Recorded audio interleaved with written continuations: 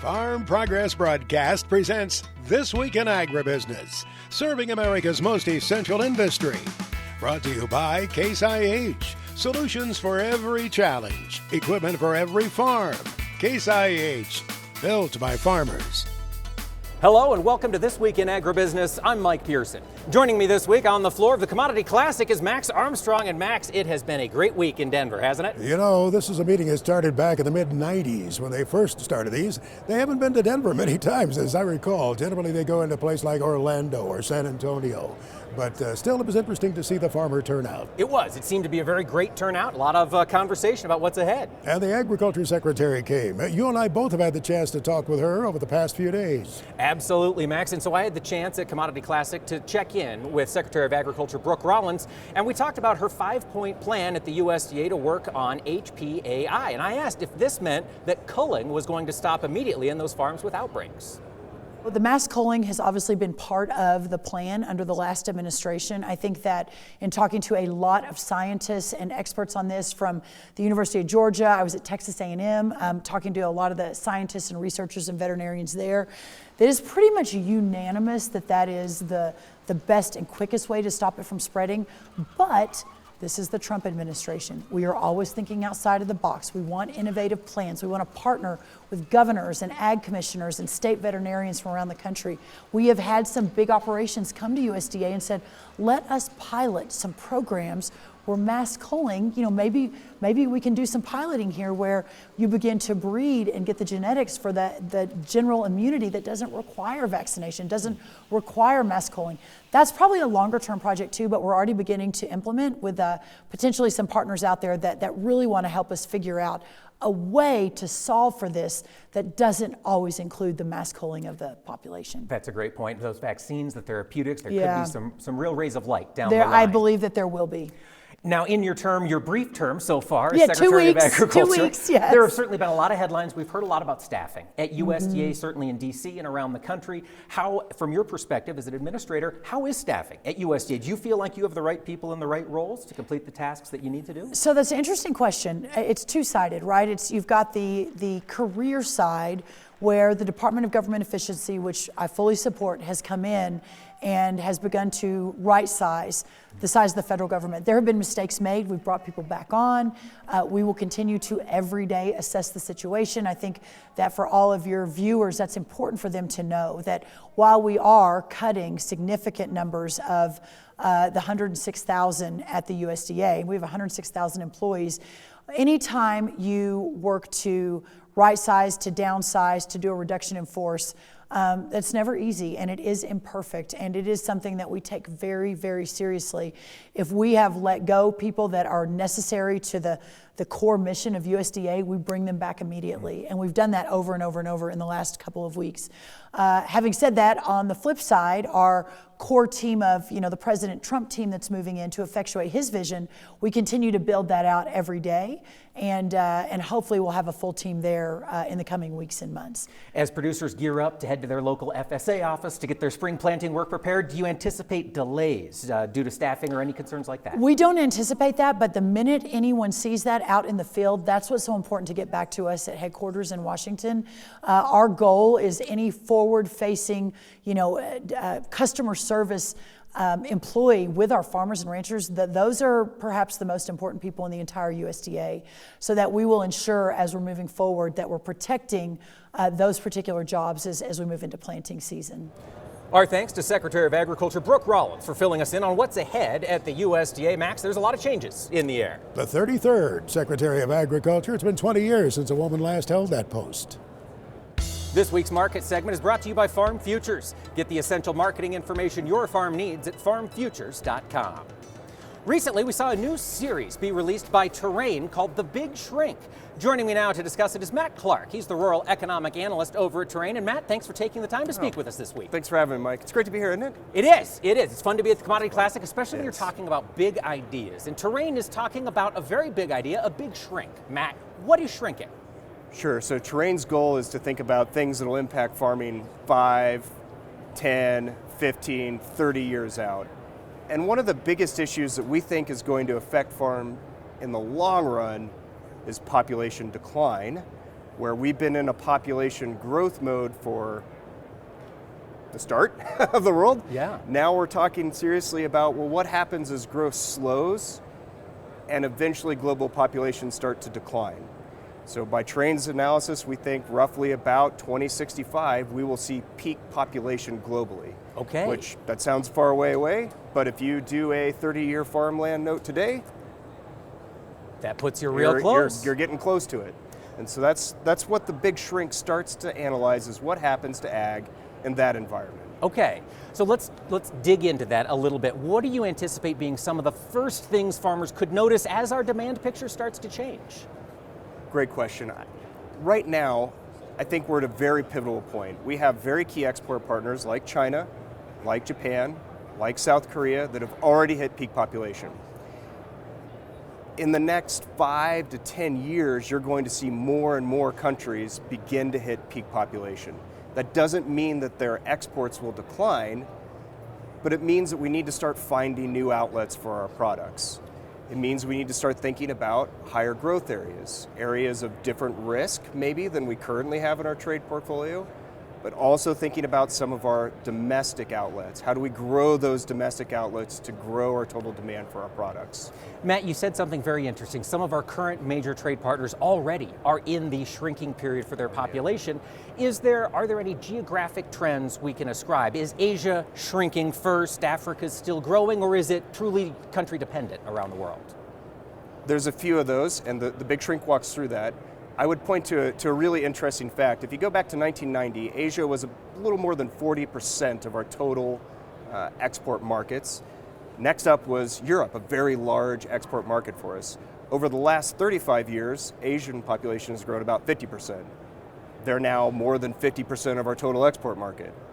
Europe, a very small percentage. Their population is in decline and has actually, since 1990, only grown 3%. So think about that going forward. Countries like India projected to grow a lot. Continents like Africa are not expected to hit peak population this century. So there will be geographic changes comparatively that will start to influence. Now the catch is, as you know, we don't export a lot to India, we don't export a lot to Africa. So there's work to do today to position ourselves to capture that future demand that in the short run, it may feel like it's not paying off. In the long run, Terrain thinks it will definitely be helpful for us. So this is our way to sort of take stock of where we stand as an industry in 2025, and for those who are looking to be here in 30 years, the big shrink maybe is a roadmap for what could be ahead. Most definitely, and I think exports are going to continue to be important. We talked about a couple good spots, but also those domestic markets. You think about bioenergies, biofuels, you think about those high value type things that we crush here. Yeah. And by the way, we export some of those. And we export high value ethanol. Yep. We export syrups, oils. That is another path to think about for things like soybeans or other products that we could do that with. All right, now that is a bright light as we look out to the future. What can we do to add value here domestically? And when we come back, we'll talk more about what could be ahead for American agriculture. Our market segment this week is brought to you by Farm Futures. Get the essential information your farm needs for marketing success at farmfutures.com. And we're back talking what's ahead for agriculture with Matt Clark, the rural economic analyst at Terrain. Matt, we're talking about the Big Shrink, the new series out from Terrain. I'm curious about your work, your economic analysis. What were you looking at as it comes to population decline around the world? So the first segment of Big Shrink was written by Matt Wolf and Don Close, and they thought about really where's global population going, when do we hit that peak? My look was twofold. First, what does that mean now? How do we think about the export portfolios we have now for our key commodities? And then next, what does that mean 10, 30 years from now? Where do we need to position ourselves? Now we do have some population issues. If you're in sorghum and you've got a heavy portfolio that's very concentrated in China, they've reached that peak population. If you go out 10 years from now, roughly a little more than 60% of soybeans current export partners will have reached peak population. That does not mean that they're going to slow their exports. It just means we need to position ourselves now to capture what we can and rightly position our current export portfolio. So I looked at it kind of like a stock market or 401k. How do you mix your risk of growth countries that may be financially have some struggles or maybe have some trade policies that are hard, but our future growth with countries that are maybe in decline, but are very, very good countries to us, such as a South Korea or a Japan. So that's what I looked at for the now today. You know, and I was thinking about that Japan case specifically. Their population has been in decline for some time, as you've noted, 20, 30 years, and yet they're still a phenomenal export partner of American agriculture, and it's high-value goods, right? It's beef, it's value-added products. Matt, you mentioned that seems like the way forward. What value-added opportunities do you think exist in 2025 that farmers need to be grabbing? I think for most of ag, corn has a really good model, and so does beef too. You think about beef. Beef very early focused on that high value. They export very little. But when you ask people where do you go to get a good steak, everybody has an idea. And so that's one way, but think about king corn too. For a long time, corn has focused on the bioenergy sector. They export about 60% in bulk grain and about 40% in those really high value products. Okay. If you were to back that up to 1990, it was more than 80% in that bulk grain. So we're selling more ethanol, we're selling more cornmeal. Those are the value-added products you're identifying? Right. And I think that's the roadmap. You hear it from the soybean industry. They're clearly focusing on that. It makes perfect sense. It's a very logical way to start positioning ourselves now so that in that 20, 30-year future, we're already there. We're set up. We're already exporting that. Now, for the farmer today, that means you're going to hear conversations about this that maybe you don't see that payoff next week in the market. It's positioning now for the longer term success of the industry. And I think that's going to be a big messaging part that we're going to hear more and more about consistently. Building those smaller, perhaps, but value-added areas of demand that we can grow with time to keep these commodity growers supported. Is that right? Yeah, absolutely. And I think, too, for the farmer, you're going to see a switch in mindset. You know, I was guilty for a long time about thinking of land as the primary part of growing my commodity. Sure. I think now we see land as the commodity. It's the commodity in farming. Yeah. And how do we think about what we grow, what export markets we have versus domestic to grow the value of our farm? Yeah, it's a lot. I think it's going to change. It is indeed. Matt Clark, Rural Economic Analyst with Terrain, thank you so much for filling us in on the Big Shrink. Thanks for having me, Mike. Always appreciate it. Greg Solier now brings us his farm weather forecast for the week ahead. Well, Greg Solier has been back in the studio keeping an eye on what's ahead from a weather perspective across the country, and he joins us now with an update on the regional forecasts across America. Greg, what are you seeing in the Pacific Northwest? All right, Mike, thanks much, and hope things were enjoyable out there at the Commodity Classic in Denver. Not too far east, boy, that powerhouse winter storm, that blizzard, rocked a large area of the plains from the Dakotas southward through Kansas and points eastward, not to mention the multiple outbreaks of severe weather from eastern Texas into the eastern Gulf Coast area. The origination point is this Pacific and this jet stream energy moving ashore, west-northwest to east-southeast, digging up upper-level lows here across the plains and lifting out to the north and northeast. So these are the two signature features here early on in the week, including some snowfall in through parts of Big Sky Country, a snow-rain mix for parts of the Dakotas. Colder air settling on in. Boy, these temperatures have been all over creation. Any given week, they're swinging some 10, 20, 30, 40, 50 degrees in one direction or another. Here is the next windy weather system and late season moisture, by the way, into the Cascades early in the week, and that system is still into play, but building southward into Northern California over the middle and late parts of the week. So the late season storminess is into play, along with building cold air across the southern Canadian prairie. A lot of wind out of Big Sky Country, and the next weather system in through the Nebraska Panhandle and heading to the east and northeast. So it'll be a parade of these features with a general tendency for much of the northern and central parts of the country, Pacific Northwest and points out of the east, to be looking at above average moisture. Two weather systems in the maps and charts here early to middle parts of the week, and what's been a very abysmal, disappointing, drought-ridden winter moisture season. We'll make some amends, but this is typically a little late in the precip calendar to get things going, but we'll take it. Shower activity across the southwest, higher elevation snows. The thunderstorm activity will get going, heavy and severe in through Dalhart and Amarillo, and moisture too, Bay Area on northward early to middle parts of the week, and later on into the week, a new weather system comes ashore. Late season moisture will certainly take it there. Thunderstorm activity in the desert southwest will move into high pressure and dry time with a much lighter wind field. I'm sure there's cleanup and recovery coming off some of those 60 to 70 mile an hour winds that clocked Nebraska, areas southward in through Oklahoma, and points out of east on last week's powerhouse winter storm. Here's the next weather system on the move, and boy, we are drought ridden over a wide area. So look at it this way, maybe some early season field work, but additional drought relief for much of the Corn Belt. Snow is up towards the Sioux area and off to the east. This is warm weather. This is 65 to 70 degree air and good coverage moisture. A transition back over to snow into areas of the northern and central plains. That weather system moves up towards the Canadian Prairie. New boundary lays on out through the northern plains, waiting for new low pressure to come spinning out of the turn, and we'll pick up new moisture, probably rain shower and thunderstorm activity eastern and southern Corn Belt, and another round of probably some late season snows with time into the northern plains. So the moisture pattern will continue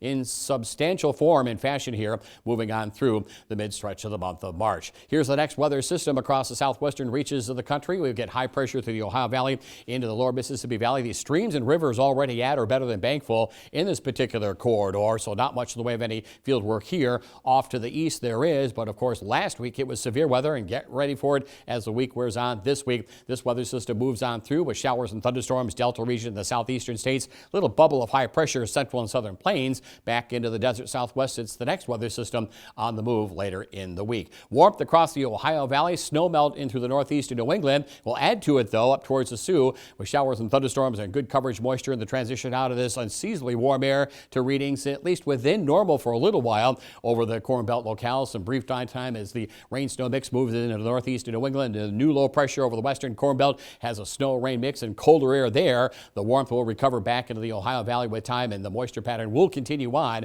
moving on through the following weeks. Severe storms again out of the southeastern plains into the Delta region early to middle parts of the week. We get some short-term drying fires one weekend, rain and storms and severe weather the next across the Carolinas, but they're into a quiet weather pattern early parts of the week. That weather system blows on by, and with it showers and thunderstorms into the mid-Atlantic region, the northeastern states. Meanwhile, the next weather system across Texas, and with it showers and thunderstorms that could turn heavy and severe. Keep an eye on things, and probably some outdoor work and field work delays as the week wears on.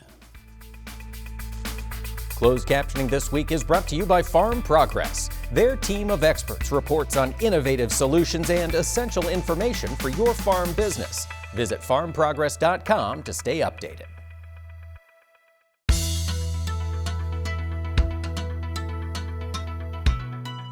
Welcome back to This Week in Agribusiness. This past week, we had the chance to travel to Denver for Commodity Classic 2025. It's an opportunity for farmers to engage with some really big ideas that are impacting our industry. And I've got the chance to engage with some of those big ideas now, talking with Arlen Suderman, Chief Commodities Economist with StoneX. And Arlen, thanks for talking with us. It's good to be here, Mike. A lot of uncertainty seems to be the theme of Commodity Classic this year. So much of it is about what's happening on the international world stage. We've got tariffs, we've got Russia, Ukraine, we've got China. Arlen, fill us in. What's motivating these tariff threats as we look down the barrel of 2025? Yeah, I believe that what President Trump is trying to do is to realign the geopolitical situation. I think his primary concern is China. China has made it very clear they want to take topple the United States from being number one economy and military in the world. They see those two as very tightly intertwined, and that's their long play, that's their long game that they want to do. And so I think Trump is going through a strategy here to try to undo that. I think that's what his efforts with Canada and Mexico are all about as well. That's all a piece of it. Ukraine fits into that. All those pieces seem to fit into containing China. The idea being we're going to isolate China from the rest of the world. Absolutely. What we're hearing on the ground in China is they're concerned that if President Trump is engaged with President Putin on bringing a peaceful end to the war in Ukraine, that Putin won't need China anymore. In fact, Putin has reason to fear China, and he might align with the United States. Now, none of the three trust each other, but it's who aligns with who for the sake of convenience. And Russia, if they don't need China anymore against the West, they have to start worrying about China and their strong neighbor to the south. And so if we get the rare earth minerals out of Ukraine, China loses that leverage. If we have a presence in Ukraine with personnel there, with the mining rights to the rare earth minerals, that keeps Putin at bay out of Ukraine. Ukraine may not be in NATO, which kind of eases the concerns that Putin had, and Putin says, okay, I can do business now, so let's start talking, Trump, and we need an alliance against China to contain them. So Xi Jinping of China is doing a lot to try to keep that relationship with Putin going, inviting him to a military event here coming up in Beijing, doing all kinds of things to try to keep side by side with him. All right, Arlen, as we watch all this play out, and with the Chinese, it sounds like feeling maybe isolated a little bit, do you anticipate them accelerating their relationship with ag producers in Brazil or South America broadly? Well, absolutely. Now, they have the BRICS relationship, Brazil, Russia, India, China, South Africa, now a number of other nations have joined in. What's interesting is they were trying to set up an alternative banking system, since we did our sanctions through the SWIFT banking system, through which all trades are basically clear, or most are. But it's interesting, when BRICS met in Moscow recently, it was rejected. That alternative banking plan was rejected. And I think this is a piece of now Putin saying, we're going to start cozying up to Trump a little bit more and maybe away from China, perhaps. But certainly the thing to keep in mind is Brazil, Argentina, Ukraine all have very cheap currencies. The dollar is very strong. And just the currency exchange rates alone, right now, soybeans coming from Brazil to China, landed at the port in China, are 80 cents a bushel cheaper than what they come from the Gulf. Wow. And so regardless of tariff wars or anything else, if Brazil has the beans, if Argentina has the beans, they're going to buy from them until they run out, and they'll get the rest of what they need from us. Yeah. But Brazil's increase in production this year is almost as much as what we sold to China in the last year. So they're getting closer to replacing us just on economic terms. So we need to be looking at alternative demand sources. And of course, that Brazilian soybean harvest is ongoing right now. They've had some rain issues in the northern parts of the country. Arlen, what have you heard from your contacts on the ground? Is that massive 6 1/3 billion bushel crop there? Yeah, it really seems to be there. We just got a customer survey for this month, came back, and we did lower production to 168 million metric tons, down from 170 million metric tons. Help us put that into bushels, Arlen. We're Americans up here. Yeah. We're 6 billion plus, right? Yeah. 1 million metric tons is 36.74 million bushels. And so you multiply it out, they're the big producer of the world. We used to sell China 35 to 40 million metric tons per year. Now we're down to 22 to 23. That's going to keep ratcheting down because it's cheaper to get them from there. Currency exchange rates simply do that, aside from geopolitical risk. We did increase our corn production number to 130 million metric tons. So that's something to keep in mind. Now it's getting very dry in center-west Brazil. Okay. The crop was all planted in a very narrow window, which means it's all going to be pollinating at one time in April. So if the rainy season ends early, you could get a short crop. If the rainy season goes long, you could get a big crop. Right now, it's looking like it may end early, which would be good for our exports in the coming marketing year. That 130 million metric tons of corn out of Brazil, how does that compare to last year? Do you remember? Up about 10 million metric tons or something like that. Continue to grow, not as big of expansion as what we've seen previously, up about 1%. So we've slowed the expansion in Brazil. They've increased more cotton production, taken more of that business away from us, sending it to China. But it's still not a record crop. Okay. All right, lots to watch in this year ahead. Arlen Suderman, Chief Commodities Economist at StoneX. As always, thanks for joining us and sharing your insights. Thank you, Mike. And folks, we'll be back with more from Commodity Classic 2025 after this. Farm Progress Broadcast presents This Week in Agribusiness, serving America's most essential industry.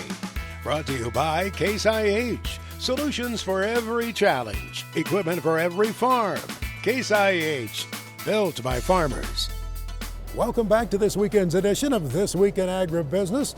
Great to be here at the Commodity Classic and to share with you some of the visits with people we've had the chance to meet and revisit from previous times that we've talked. Yeah, we've been around all of the technology and we've enjoyed very much seeing that. We're going to zero in on that just a little bit with Alex Caldwell from Case IH. Good to see you again, sir. Yeah, thank you so much for having us today, Max. You've talked with a lot of farmers as they've come through here, and certainly technology is on their minds, but you're zeroing in on a new product from Case IH. Absolutely. We're excited to be here this year launching Case IH's SenseApply technology. It's our first Sense and Act technology for our application equipment, featuring live VRA applications for analyzing crops as we're spraying through the field, as well as certain selective spray operations as well. One thing I've noticed, you've really been bringing along that line of sprayers and bringing all of that technology right into the cab for that operator. Not just in the cab, but all along the boom. Yes, absolutely, absolutely. So this is a single cab-mounted camera that looks out to 50 feet out in front of that sprayer or that combination applicator for dry furred applications as well. It sees out to 140 feet wide and encapsulates our entire boom offering, all with that single camera. So what does it really do for the grower? What difference does it make for him or her? Yeah, absolutely. So it's a multispectral camera that's analyzing those field conditions. It allows us to live variable rate nitrogen, plant growth regulators, fungicides, desiccants or harvest aids, depending on which part of the country you're from, and then burn downs. And we can also do a green on brown spot spray and a base plus boost mode that allows for a broad broadcast rate across the boom while still boosting that rate over the areas we're seeing that weed pressure.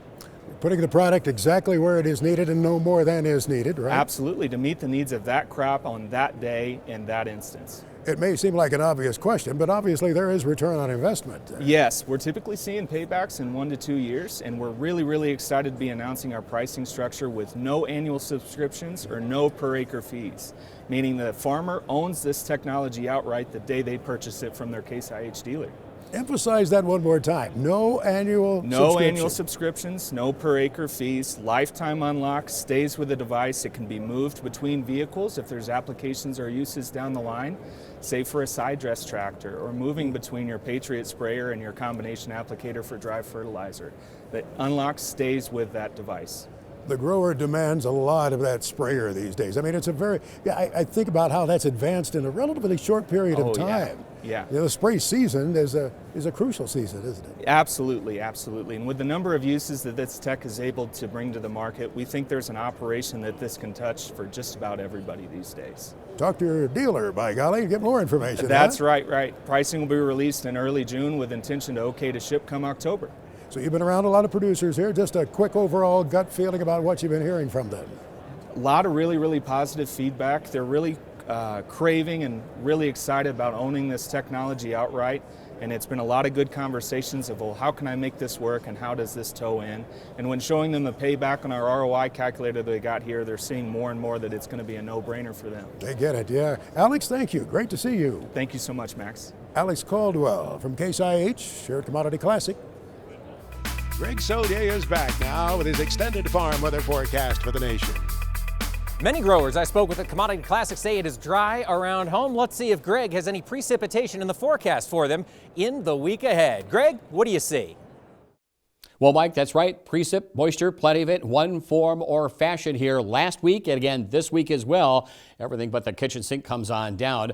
First, it's a plume of moisture into the Pacific Northwest here with the water equivalency of an inch or two and some pretty solid coverages from time to time. Cascades into the northern plains, into the upper Midwest. This will be a couple of rounds of accumulating snowfall here. With time, this moisture area will shift into the desert Southwest late into the week. Otherwise, these disturbances will come out of the southern plains, lift to the north and northeast, probably have to at least maybe an inch worth and pretty good coverages over the Corn Belt locales with rainfall there. Couple of rounds of severe weather, southern plains and southeastern states, mid-Atlantic region, Tennessee Valley. This is going to be a corridor that will have to be watched here much of the springtime season, sort of that second tornado alley maybe coming to light as we move on through the spring season. Anyway, onto the maps and charts here as we head our way through the mid and late stretches of the month of March. Welcome to springtime on the 20th. Note the cold air, the trough over the middle part of the country. Warmth continues to play in and out over much of the eastern half of the country, so you get a busy weather pattern like this. Systems come ashore in the Pacific Northwest. Late season snows,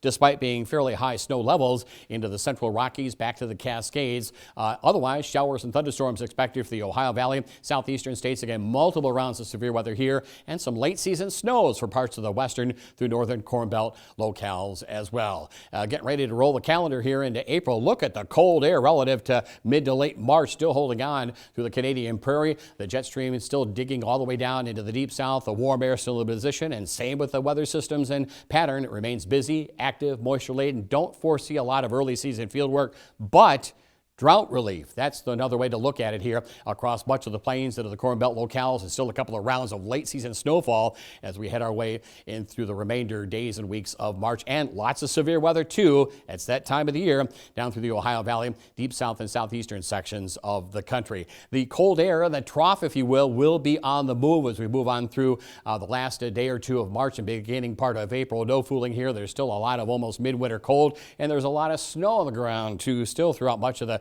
southern Canadian Prairie, northern Great Lakes, and the northeast of New England. So we bring down a lobe of this cold air across the northern and central plains into the northeast of New England. The warmth gets suppressed through the Gulf Coast. Signs of the warm to hot ridge beginning to materialize over the west and southwest. That'll be a player as we get deeper into the springtime season over this part of the country, the middle part of the country. Dryness and drought are showing up on our longer range weather maps and charts. But in the meantime, still a plethora of weather systems on the move. Pacific Northwest, northern and central Corn Belt locales with showers and thunderstorms there in the southern reaches towards the Ohio Valley into the mid-Atlantic region too. Otherwise, here's that warm dome of high pressure with a tendency for below average moisture, Southern California into Texas. So that's why these next weather systems here in the week ahead are critical in the southwestern reaches of the country. More severe weather down through Dixie and more normalized precip in through Florida. So it looks to be a pretty busy, active weather pattern that probably will prohibit much in the way of any early season field work in the southeastern states and across much of the eastern and southern Corn Belt as we get deeper into April and May. Our Farm Progress Update is sponsored by Brandt Industries. Lead the field with Brandt's lineup of high-quality, high-capacity field grain belts and augers. Visit Brandt.ca for more. At the Commodity Classic in Denver this past week, Farm Progress had a full court press of editors on the ground, and one of them was Gil Gullickson. He serves as the senior editor for Wallace's Farmer. And Gil, thanks for taking the time to talk with us. Thank you. You had a lot of conversations on the trade show floor and, of course, at educational sessions at Commodity Classic. Were there any major themes you heard from attendees? I think uncertainty is just the main thing right now. Uncertainty in markets, uncertainty about tariffs, uncertainty about weather, uncertainty about if it's going to be a repeat of the growing season of 2024. We had rain early, we had drought later on, tar spot, relatively new disease came in. So I think, it's uncertainty coated with a touch of optimism, because to be a farmer, you always have to be optimistic. That's true, and I've noticed that optimistic tone to the uncertainty as well. Gil, of course, Wallace's Farmer, you cover agriculture throughout the state of Iowa. It's March, we're getting close to planting season. That growing season is nearing. What's ahead at Wallace's Farmer? Well, I think our big thing this month is we are honoring our Iowa Master Farmers this month. We have 4 just outstanding Master Farmer candidates. I've been out interviewing them. Their stories will be featured in the magazine and online. And we also have 2 Distinguished Service to Agriculture winners too. And we will be celebrating their accomplishments in Ankeny, Iowa at the FFA Enrichment Center on March 27th. March 27th is that Master Farmer Celebration Luncheon. And of course, those 6 stories of folks making difference in agriculture, that'll be in the March edition of Wallace's Farmer. Yes. Is that right? Yes. There's a lot to come. Gil, as you look out to this summer, you mentioned tar spot was a concern last year across the state of Iowa. Are you hearing from agronomists? Are they gearing up to fight that battle again? I think they are. Number one, you want to take a look at hybrid selection, resistant tolerant hybrids, and also fungicides are a valuable tool to deal with these. So it's manageable, but it just throws one more wrench into the whole production system. It does. There are a lot of wrenches in that Yes. system this year, and I think that's a theme we're seeing from these farmers at Commodity Classic. Certainly. Gil, going forward, it's going to be an interesting year. Are you ready to cover agriculture as we gear up for planting and everything ready. else? I'm ready. Got my camera in gear. I got my tape recorder. I have everything ready to go. So, although there's a lot of uncertainty, like I said, there's always optimism. And I think everyone just gearing and getting ready to go. That's what it's all about. Gil Gullickson, senior editor of Wallace's Farmer, thank you so much for talking with us this week. Next on This Week in Agribusiness, it's Max's Tractor Shed, where we spotlight another great American farm tractor. Interesting at Commodity Classic as we were looking at all of the new equipment surrounded in a sea of red at Case IH. How many people were looking ahead toward the biggest antique farm equipment show in America coming up in the summer? Max's Tractor Shed is brought to you by Lundell Plastics.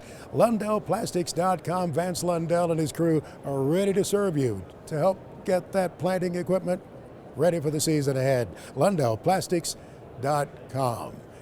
Well, this year, the half century of progress, which will be here before you know it. You can already reserve a golf cart for that show to take place August 21st through the 24th. they're going to put in the spotlight, among other things, the International 1206 tractor. Made 60 years ago. They made them between 1965 and 1967. And the goal is to have 350 1206s at Rantoul, some that look like these. Here is Steve Burning's 1206. It was in the field in Warrenville, Illinois, suburban area. Beautiful tractor there in the hayfield. His was made in 1966. The Farrell family. David Farrell from North Carolina, Apex, North Carolina, has this 1206, also made in 1966. Leland Crane of Philadelphia, Missouri. We've showed this one before. His was made in 1966. Another great 1206. You will see a sea of them at that big half century of progress in the summer. Mark Stock is getting ready for summer, but he takes a look at the Big Iron Report right now. Well, hello, Max. It was great to see you and everybody this past week in Denver, Colorado at Commodity Classic. Big Iron and Sullivan Auctioneers were in attendance at the big trade show, highlighting some of our upcoming auctions, like the Kent Dean Retirement Sale on Tuesday, March the 11th in Rushville, Illinois. Case IH Magnum 275 Mechanical Front Tractor on Wednesday, March the 12th. Estes Farms LLC Retirement Sale, El Reno, Oklahoma. A New Holland Versatile TV 140 bidirectional tractor. There's a Stinger 6500 bale stacker, and check out the John Deere 4450 tractor. And Mike Butkefer is from Farmersburg, Iowa, selling a Case IH Steiger 9380 quad track. Hill and Williams Brothers Inc. Retirement Sale in Marion, Iowa, 241 items. And Travis Brown from Polk, Nebraska, will sell a 2023 Case IH Magnum 340 mechanical front tractor with 258 hours. And Max, on Thursday, March the 13th is the Terry Learman Farm Machinery Auction with items in Iowa and Missouri, including a Case IH 340 Magnum, John Deere 8520 mechanical front tractor, Challenger MT 765C, and an International 1566. And Max, start your due diligence today on the very large no reserve dealer and farm machinery auction at the Sullivan Auctioneer Yard in Hamilton, Illinois, coming up on March the 18th. Thank you. Our FFA Chapter Tribute is brought to you by Geringoff. Check out the new XFR 50 Draper with 3 times more flexibility than the closest competitor at Geringoff.com. Geringoff, proudly built in the American heartland. Well, for this FFA Chapter Tribute, we've actually had the chance to get to know the folks from the Rossville, Indiana FFA Chapter. Joining me now is Nick Bush. He serves as Vice President for the chapter. And Nick, how'd you get your group down here to Denver for the Commodity Classic? Yeah, so we raise money from Trueland, Riggs, Cabin Creek, and what's the other one? Westside Tractor. We raised some money, got the flights down here, and checking it out, enjoying the Having a good time so far at Commodity Classic. Now, is this the first time for you to come to a Commodity Classic? All of us. All right. Talk to me a little bit about agriculture around Rossville. You guys corn and soybean country predominantly? Mostly, and livestock, cattle. All right, a little calf. bit of everything. How about the chapter? Are you guys seeing good membership and growth in Rossville? We are. We're doing pretty good. Small town, so a lot of ag community, so there's a lot of students that are in it. As soon as they get into Rossville, that's kind of what they want to do. So that's fantastic. And now, of course, serving in leadership, what's been one of the highlights for you over the past year? Just getting to connect with people. I feel like you get to meet a whole lot of people through the FFA, and something you wouldn't usually do if you were a normal student, you know, just you get to branch out. Kind of above and beyond is a way to treat the FFA.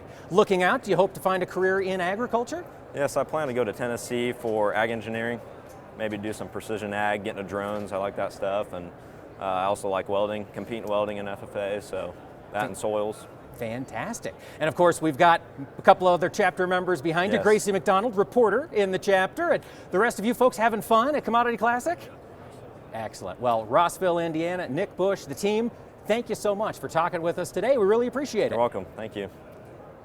Colby Ag Tech is brought to you by AGI, supporting your expertise with industry-leading grain handling, storage, conditioning, and monitoring solutions. AGI, we're right there with you.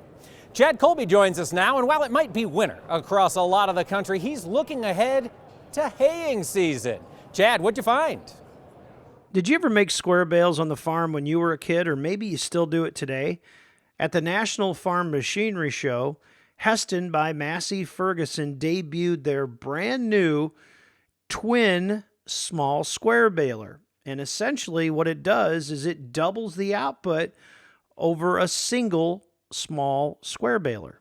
And as you can see, it's got dual chambers in the back. And the real key to this thing is it's got an independent nodder trip. So it improves that bale consistency regardless of the variability with the windrow.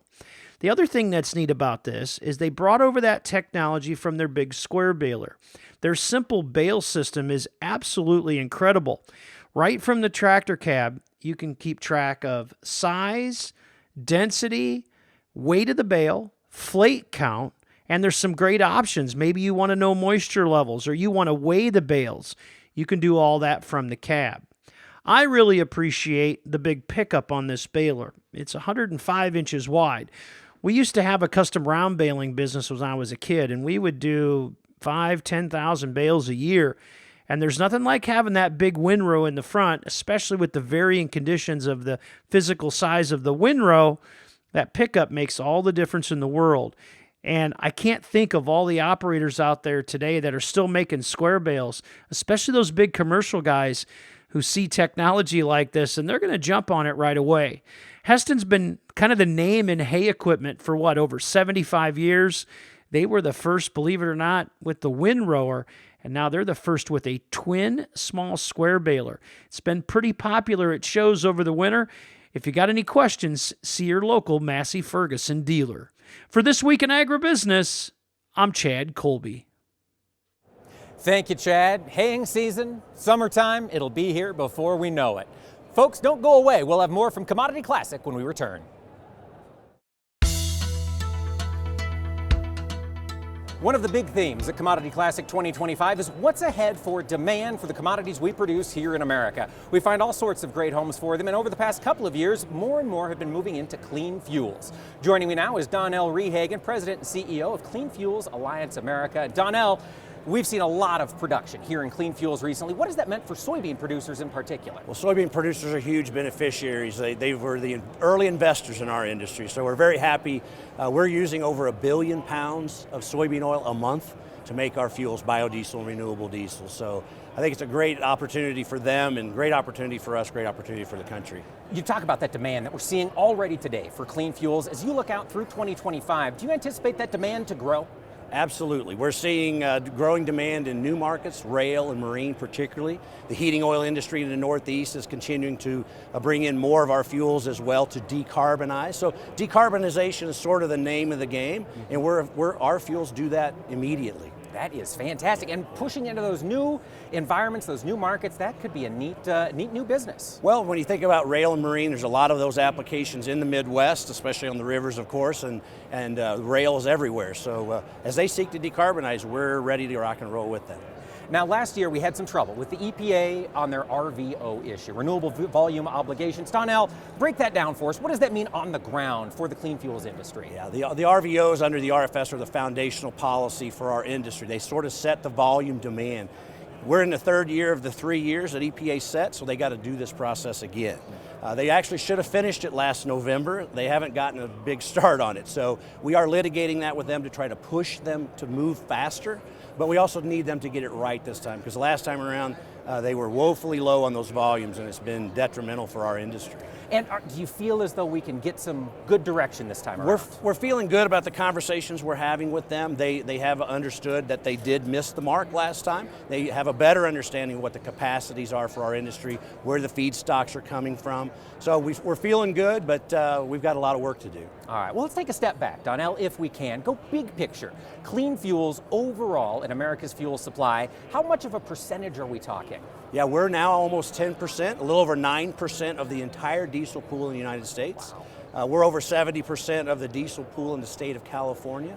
So where these markets are wanting these cleaner fuels, they are absolutely able to get those. We want to continue to be producing higher volumes so more markets can enjoy those same benefits. And when we see these new markets develop, these are folks willing to pay a premium for that lower carbon product that we're producing. Well, in many cases, I mean, when you look at their alternatives of either electrification or battery, when you think about rail or marine, for instance, those just don't match up very well. Again, our fuels can change that carbon profile literally overnight.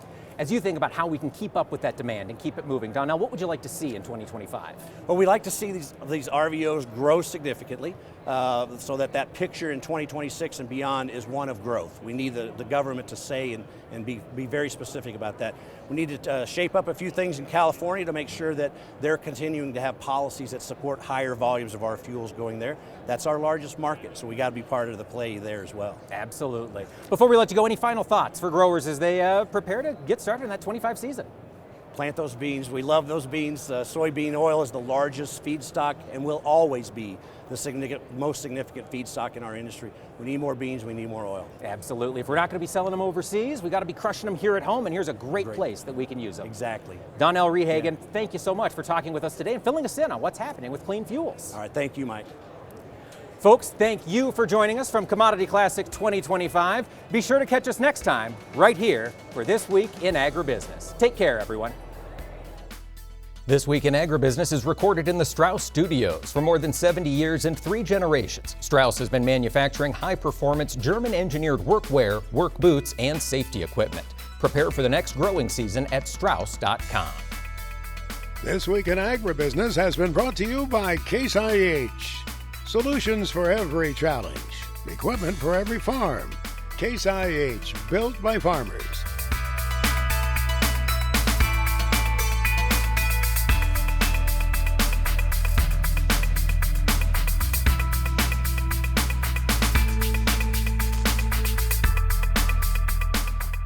This Week in Agribusiness is produced by 22 Creative Group and has been a presentation of Farm Progress Broadcast.